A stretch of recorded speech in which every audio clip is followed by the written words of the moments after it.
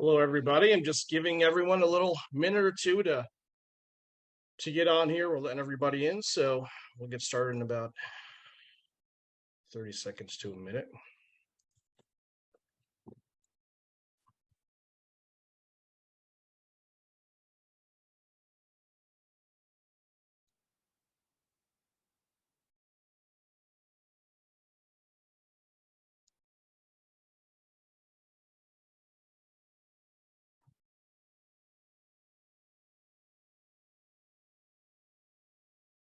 All right, well, up to 51 participants. I mean, that's great. So I'll kick it off by thanking everyone for taking some time tonight to join us. As you all know, we're doing this with all of our Division I conferences, and then next week, obviously, we're going to do an all staff meeting. So thanks for taking some time out of your busy schedules here and spending some time with us. And we've done this in the past, and certainly want to just kick things off, cover a few things prior to the season, in addition to what we're doing on RQ and all those other platforms. So thanks for taking some time. Before I kick off, we don't have this on the agenda tonight, and I know an email just came out, but there has been an issue with the scanning of our cards and our name badges from the Baltimore meeting this year. So if anyone runs into an issue or they're seeing on their RQ where there's not a green check mark for attendance in Baltimore, reach out to George, copy me. We've been kind of battling through this the last couple of days, and unfortunately more and more of these are coming up. So if there's an issue with one of your with your scans, you're not showing up, please reach out and we'll do our best to get that taken care of for you. We're blessed tonight. We have Sarah Steinman from the Ivy League, and we're really excited to have Sarah be a part of this and share with you, some of the information, knowledge from the conference office. I can't tell you how great it is to deal with not only Sarah, but the Ivy League in general and everybody over there. And, it's a tough job that she has, but, she's really great and very helpful in many cases. So blessed to be working with her. So Sarah, it's your show. Awesome. Thanks, Chris. And just it's great to be here with you all tonight. Thank you so much to Chris, Jim, and Alex for inviting me to join you for tonight's meeting. First and foremost, thank you very much for all of your hard work in Ivy League baseball. We really appreciate you staying on top of, staying up to date on rules and preparing for the baseball season that is very quickly right around the corner. Understandable, not easy being in the Northeast in the spring, playing baseball. Chris and I were just talking about the very unpredictable changes in weather throughout most of our baseball season in the Northeast and New England. So again, just really appreciate you staying on top of the quick changes that we dealing with weather and as things arise throughout the season. One very exciting announcement update, the 23 baseball season. We have our inaugural Ivy League baseball tournament. In the past, it's been a 2-team playoff series. This year, we will have a 4-team double elimination tournament to determine our AQ. Just a little bit about the format. The tournament will be hosted at the number ones, the regular season champion, the number 1 seed coming out of the regular season. Top 4 teams make it. Again, double elimination. Friday, Saturday, Sunday, 2 games a day, and then Monday with an if necessary game. Our coaches are thrilled about the expansion from a 2-team playoff series to a 4-team tournament. So it should be a really exciting season ahead. Everybody's raring to go and really looking forward to that tournament to showcase Ivy League baseball. So that's pretty much all I have. Again, just really thank you from the entire Ivy League office for working our baseball. And yeah, good luck this season, and looking forward to this the upcoming season getting underway. Thanks, Sarah. And once again, it's great to have support from Sarah and from everybody at the Ivy League. And it's I enjoy going out to watch Ivy League games throughout the season, and in many cases they make my job a lot easier. So a lot of appreciation going out to Sarah and the crew over there. So here we go with our agenda. One thing I want to start off with, and this is kind of an issue that we have, and we know there's a lot of situations where you guys have to email us and get information to us, but let's just make sure that we send emails to both Alex and myself in all cases. I mean, oftentimes there's a race between the two of us to see who either gets to something first, or based on Alex's sleep schedule and my sleep schedule as well, one of us, it seems, is always on the computer at one time or another, almost 24 hours a day. So whoever doesn't get to something, the other one will. But one thing I do want to point out is make sure that you send your emails to cmarshall@umpires.org, not chris@umpires.org. That's a different Chris. And, especially when there's things that we need to take care of in a timely fashion, or something that has potentially high priority, it just slows down the process if we send that to Chris. That's another Chris within the MAC side of business. So cmarshall@umpires.org, that's the correct one, and make sure that everything's sent to both Alex and myself. I want to touch on uniforms real quickly, and I know we're going to go more in depth on this on our call next Thursday with the all staff, but really the difference between non-conference and conference uniforms. Ivy League conference uniforms, and I think we're all good with that. We wear the Ivy League hats, the convertible black jackets when it's not cold out, the blank ones. I know there's some Smitties out there with the gray side panels that are out on the market. We're still wearing just either the Smitty or Adams Majestic, if you have one, just a plain black with the Ivy League hat. The cold weather jackets, which Keith Seghetti over at Stripes and Strikes has been selling to us for many years now. We're running out of those, and we're almost out of those. So there is a new option. It's going to be the Smitty. It's very similar to the 3-2 with gray panels. I mean, that'll be the next one that we purchase. But let's just make sure that in conference, and really anytime we're wearing jackets, it is the blank one on the base, is the convertible. And then really the only difference between conference and non-conference is the hat. Midweek non-conference, and I think just because we have some umpires that jump from conferences from time to time, the U hat in a non-conference game, Ivy League is fine.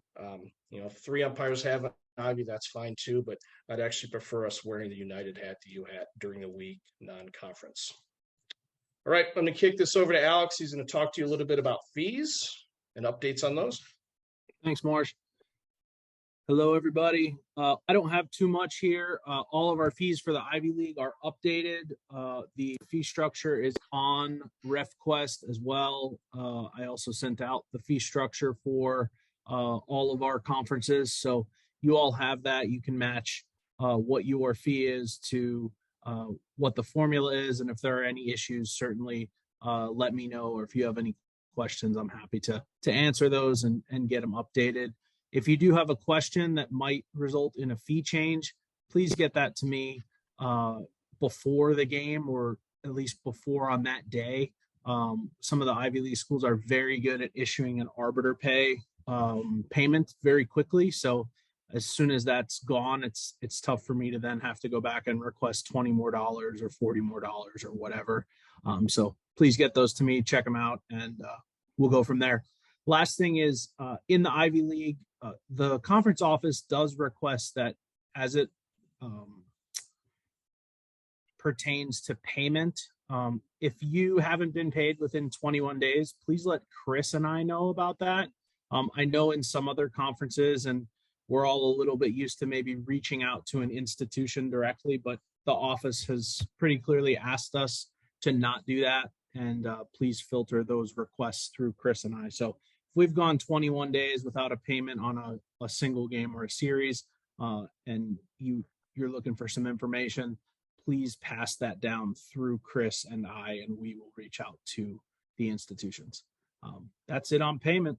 It's all you, Chris. All right. DeAndre, I just saw you commented in the chat here. Yeah, there was an email sent out. We made a mistake and put the wrong initial meeting as the America East first. So if you want to hang out for the next 25 minutes, by all means do so.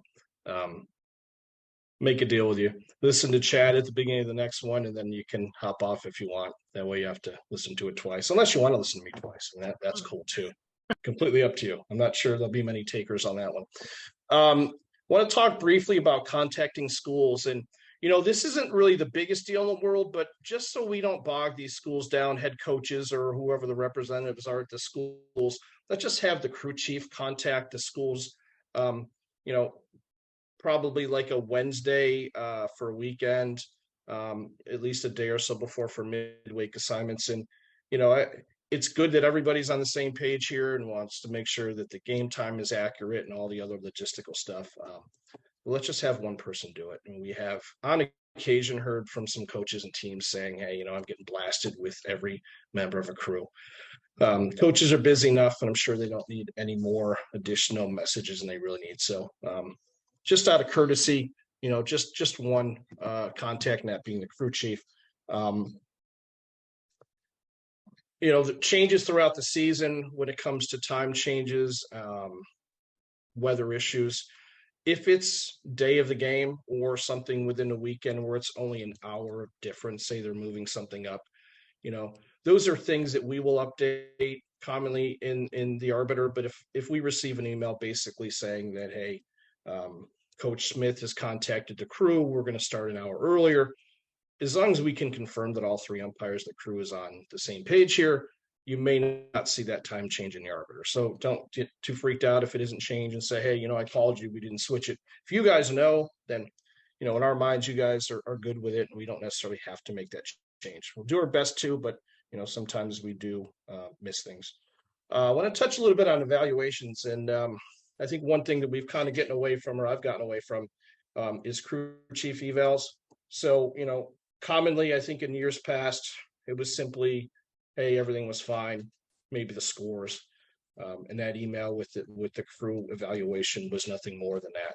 I want to get a little bit deeper into that this year with our crew chiefs. And, you know, obviously I'm not looking for a whole book on what happened every single game during the conference weekend, but certainly touch on some of the positives, some of the negatives. Obviously, if there were any situations that happened, really anything over the top, I should get receive a phone call anyways, but just give me a good summation of how the weekend went, you know, how the crew did, including yourself, and then follow that up with a peer evaluation as well. I just want kind of more layers of evaluations throughout the season. And also, you know, let's make sure that we're all doing peer evaluations. It's, you know, it's not something within the peer evaluations. It's certainly not calling to say, hey, Alex, Chris Marshall just blasted you. What are you doing? Certainly, I would never put any of you in that situation.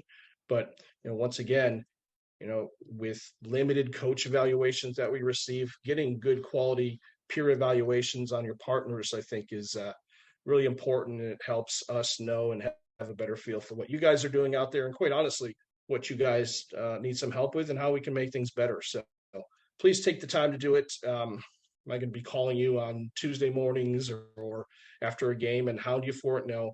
But once again, let's just try to do the right thing here. Pre-games, all right. So we know we're going to be arriving at sites at least an hour, maybe a little bit longer. But in a rules change year here, I think it's really important that we spend a little extra time in going through these pre-games.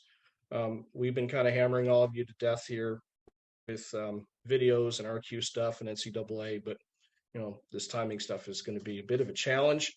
We just really want to stay ahead of it and get on top of it. But let's make sure that we really cover not only the application and the you know, interpretations of this, but how we're going to apply it, how we're going to communicate on the field. And, you know, in the next couple of weeks, we're going to try to do our best to help you all with some signaling and verbiage and what we want you to do on the field. But let's really take the time to emphasize and go through that stuff, and give yourself enough time in the locker room to make sure that we really have some meaningful conversations about this. I know that we all prepare for games a little bit differently. Some of us kind of ease into it. Some of us want to, you know, joke around and settle down for a little bit. But, you know, when it's time to go to work, we just want to make sure that we're ready and prepared. And at least early in the season, let's really take the extra time to make sure we're on the same page with all this. Brian DeBrouwer has done a great job of creating some timing cards for us, and not only outlining the rules and the interps, but maybe how the application of it is going to be a little bit easier. So let's make sure once we get that stuff out that we have them. I think it's great to have on the field too as a reference if we need it, but certainly at a minimum, it should be in the locker room and we should discuss it along with your rule book, which I know we had the option to either get the electronic version of it or the paper. If you opted out for the paper, that's fine. but it would be nice and almost not nice. It's mandatory that somebody on a crew has a paper copy of that rule book. Just in the chance we have a suspension, or not a suspension, a protest situation, we need some reference there. And I would actually rather you go to the rule book, take the time, go in the locker room, pull it out and get it right than, us running into a bad situation. The ref smarts or the stopwatches, the little side things with the buzzers. There's been some information out there about getting those reprogrammed or purchasing a new one. Honestly, I don't care which one you use. Maybe I'm just more of an old school guy. I actually prefer the stopwatch, but just make sure that we're using it. We're on top of it. This timing rule has been talked about a lot. Alex and I have been on Zooms and meetings and trying to explain this to coaches, and that'll continue over the next few weeks quite often. So stay on top of it, but make sure whatever one you have, we're following it, we're using it. And, whether or not we agree with some of the rules, it's not our decision to make. These are the rules we have to enforce, and we have to do it. So make sure we're using those two tools that we have. One question that I have, and I know Alex does as well, and I don't really have the answer for this. Maybe Sarah, maybe if you're still on, you can chime in with this one, but I don't believe anybody in the Ivy League will have a visible clock this year. To your knowledge, do you know if any of the fields do? No, I don't believe Okay. Penn was working on theirs, but Yeah. they're not going to have it for 23. Everybody's shooting for 24. Okay, which is the NCAA standard for it. But I would imagine at some point somewhere in one of the other conferences or maybe non-conference games, they're going to appear. So, let's be ready and prepared for it just in case. We can't just rely on the fact that no one's going to have one. So if there is one, I think the things that we have to consider is having a conversation with the person who's running it, or at least find out who it is. And this is one thing that amongst coordinators we've talked a little bit about, and Alex and I have as well. If there is a visible clock, we should have a stopwatch or ref smart on the field. Just because I think there's some inherent problems in the fact that we're going to have, maybe not a consistent crew of people that will be working these clocks, these visible clocks. It might be one person one day, a different person the next day. So I'm not sure how accurate they're going to be. And there may be some times where we have to take over and just use the stopwatch as, our form of reference. Or if we notice the time is way off, we're just going to have to adjust it by a few seconds, and having that stopwatch or the ref smart will aid in that. So just make sure that we have those two at all time. And if they have a visible clock, then there's going to be a little bit more managing of that. So just something to think about and be aware of. One thing that was talked about in Baltimore a little bit was times where we can get together as a crew on the field. I know we talked about the hit by pitch situation, stuff like that, which, for many of you who've been working for us and in the Ivy League for a few years now, we've been doing that anyways. So I'm not to say we're trendsetters or ahead of the curve, but that really shouldn't be anything different for us. But one thing I do want to talk about is maybe similar to what they do in Major League Baseball. If we're on the field and we have a situation where, and we can talk about the unsportsmanlike stuff in a minute, but say we have a throwing incident or one of these unsportsmanlike acts that we've been talking about, and whether it's the plate umpire, whoever it is on the field, one crew member does not enforce it, warn, eject, whatever it may be.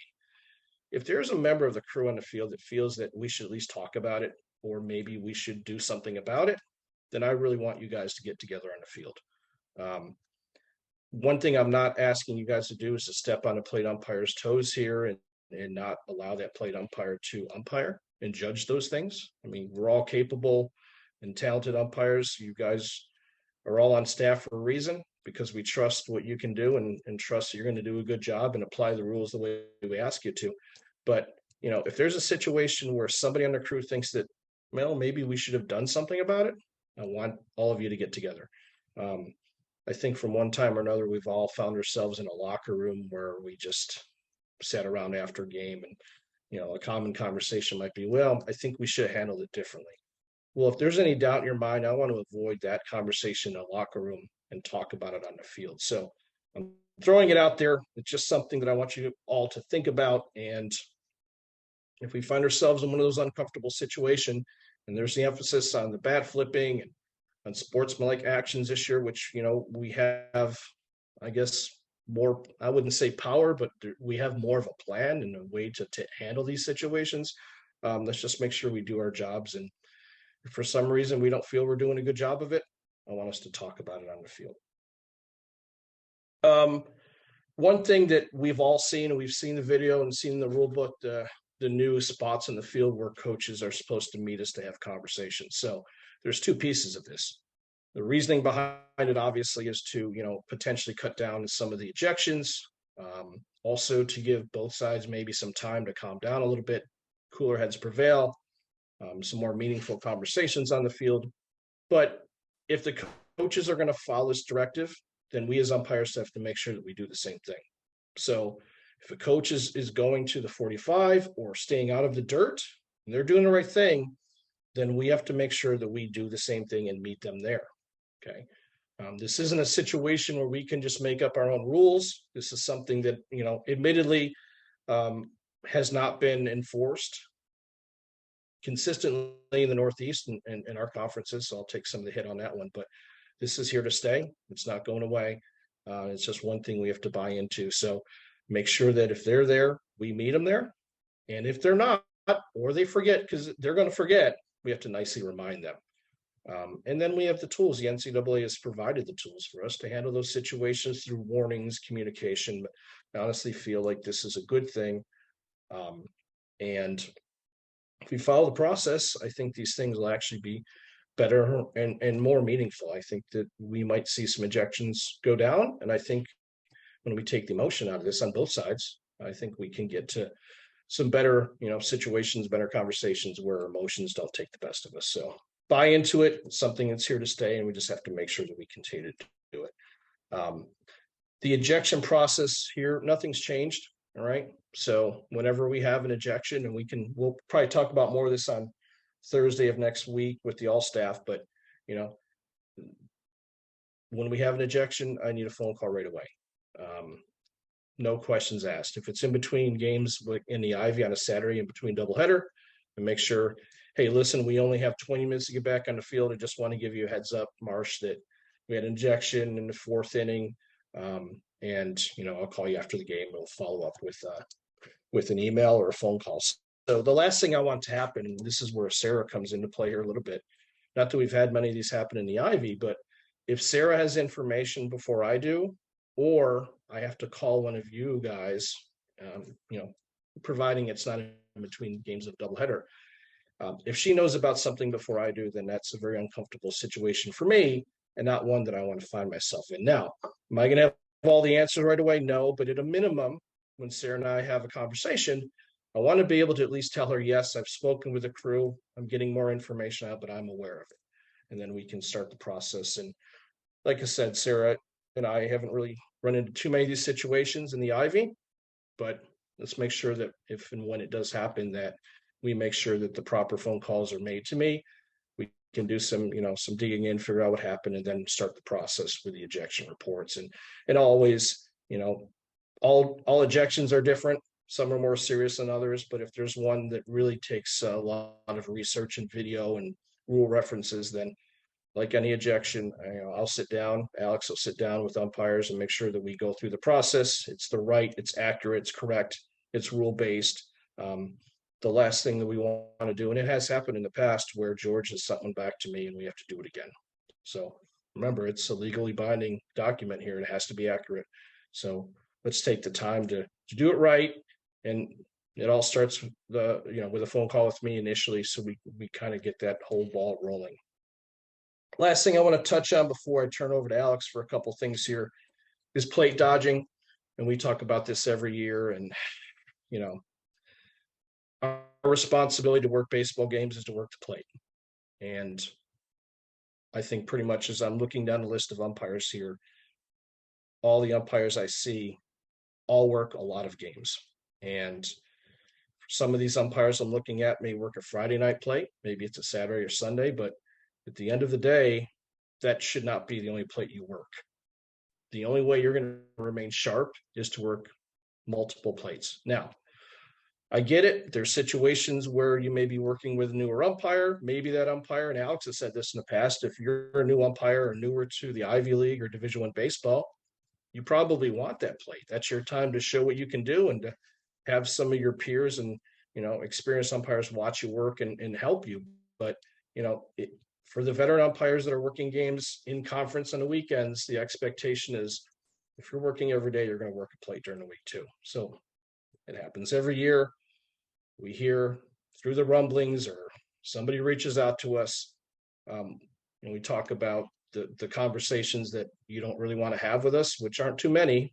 And I respect all of you. There aren't too many situations where you guys put us in a tough spot, but I think that's a conversation right there when we catch wind of somebody who doesn't want to work the plate. That's one we're going to be pretty firm on and want to know why. So do your part, do the right thing, and, work your plates. So I'm going to kick over to Alex. He's going to talk about a couple things here real quick. Alex, it's yours. Thanks, Chris. I've got two things, and then we'll let everybody go. My biggest thing is in the Northeast, we work obviously a ton of different levels, and the umpires that are in this meeting tonight are the leaders. You're on a Division I staff, or you're working Division I non-conference games with hopes of being on one of those staffs in the near future. And as you go to Division III games, junior college games, in all over the place, all over our geography, you will be the one that's looked to by the newer umpires, the younger umpires, the umpires trying to advance. So keep in mind that your example is going to be followed, and everything that relates to how early we get there, how we deal with staff on site, how we deal with coaches, it's all, all those things are going to be noticed and probably taken as an example by the umpires with a little bit less experience. So own that piece of this process and, be good leaders and good messengers for Chris and I. And we really appreciate that. The last thing that I just want to touch on is RefQuest very quickly. As you all know, we will assign all games in Arbiter, but we do have a portal in RefQuest this year that everyone who's working for United needs to be a part of. So very quickly, I'm going to share my screen.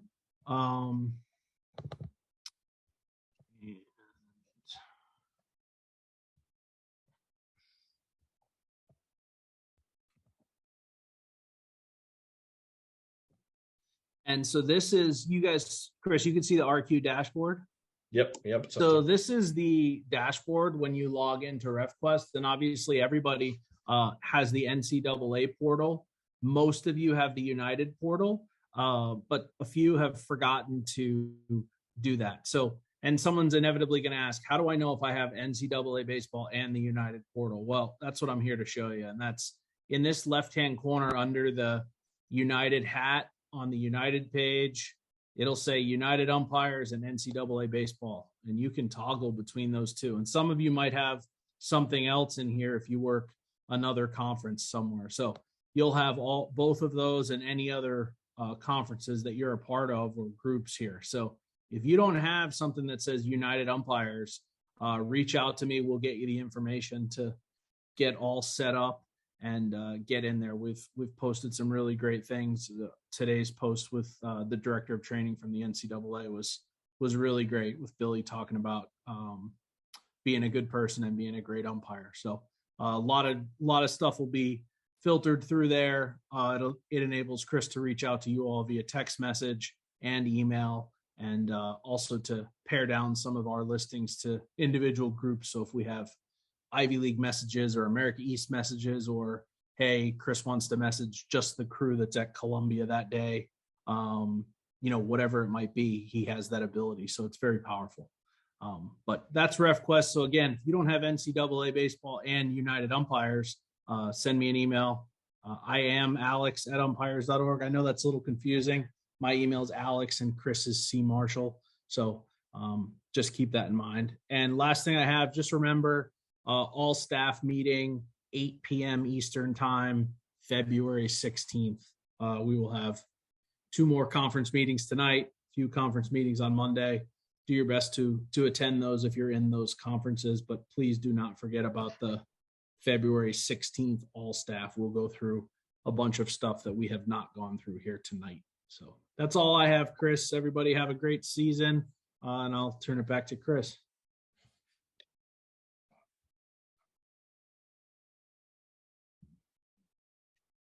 Thanks, Alex. Yeah, one thing I do want to say about the RQ United, I mean, this is in no means a money grab for us or a way for us to make money. I think it's been explained before where, we're actually putting a portion of this to your non-conference fees, and the rest of it is what, we get charged to put this out there. So I think you all know that this is not what this organization is about, making money, and certainly not at the expense of any of you umpires. But we put a lot of time and effort into this, a lot of us, and Danny Miller in particular. A lot of good stuff, and really it's to make us better during the season. We get it. We work games, we get tired. It's easy to learn and sharpen up our skills in the summer, in the fall, going to a camp, doing all those things, taking a rules test now, all that prep work. But many times during the season we kind of fall off a little bit, and I get it. It's tough. We get tired. We have jobs and a family also. It's hard to mix everything in, but we really feel that this, just next level of our next layer of education during the season is really important. I think we're all going to be better for it. And I think it's going to show in the diamond. And I'll end with this, not many times do we actually say thank you and show our appreciation for everything that you guys have done. And just touching on what I just said, it's a commitment of what we all do. So I'll end with this. Thank you for everything. Thank you for being here tonight. And, we're excited to kick this season off and with all of you. And once again, thanks to Sarah for being on it. It means a lot to have her a part of this and kind of get a feel for what we're doing. I know she knows that we just don't start this and jump on a field without any prep work, but it's good to have her involvement and her support. And, once again, we appreciate that. So, all right. Thanks, everybody. Tony Letizio has his hand up. Hey, Marsh, everybody. For the next call, are we staying on this, or do we log off and then log back on? Jim, what would you rather us do? If you stay on, it's the same Zoom, it's the same same link, so you can stay on if you want. It'll just be silence for 10 minutes until we get other people back on. So it's up to you, Tony. I know who you are. I'll let you back in if you want to go out and come back in. All right. Well, once again, thanks to everyone. Don't forget about next Thursday, and I will end with this too. If you guys need anything, to reach Alex and I. Email us. Try not to text us. But all right. Thanks again, everyone. Have a good night. Thanks for coming on.